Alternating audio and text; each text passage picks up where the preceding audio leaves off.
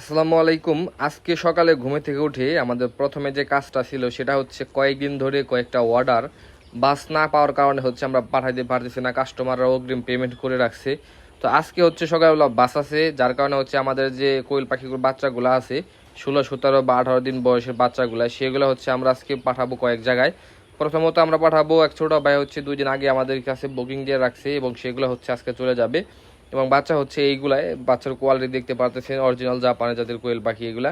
তো এখান থেকে হচ্ছে আজকে যাবে 110 পিস, এবং আজকে 110 পিস হচ্ছে আমরা বাছাই করে দেওয়ার চেষ্টা করব। যেহেতু এগুলার এখনও বাছাই করার মতো বয়স হয় নাই, কারণ বাছাই করতে মিনিমাম 25 দিন বয়স লাগে। এখন বয়স চলতেছে 17, 18 দিন। এবং সবগুলো পাখি হচ্ছে এক জায়গায় আমরা রাখছি, এগুলো এক বাসের পাখি ছিল, অনেকগুলো পাখি বিক্রি করে দিছি, মাত্র এই কয়টা পাখি আছে। কিছুদিনের ভেতরে আমাদের আরও জিরো বাচ্চা বের হবে 600-700, এবং 3-4 দিনের ব্যবধানে আরও 600-700 বের হবে। তো যাই হোক, আমাদের কাছে বর্তমানে এবং আগামীতে ইনশাল্লাহ কোয়েল পাখি আপনারা পাবেন, ছোট বাচ্চা বা বড় বড় সাইজেরগুলা। বিশেষ করে আপনার 20 দিনের নিচে যেগুলো থাকবে সেগুলো আমাদের কাছে অ্যাভেলেবেল পাবেন। ডিম পাড়া পাখিগুলো বর্তমানে আমাদের কাছে নাই। তো মালগুলো হচ্ছে আমরা একদম বাছাই করে হচ্ছে ক্যারেটের ভিতরে ভরে, প্রথমত আমরা 2 ক্যারেট দিয়েছিলাম।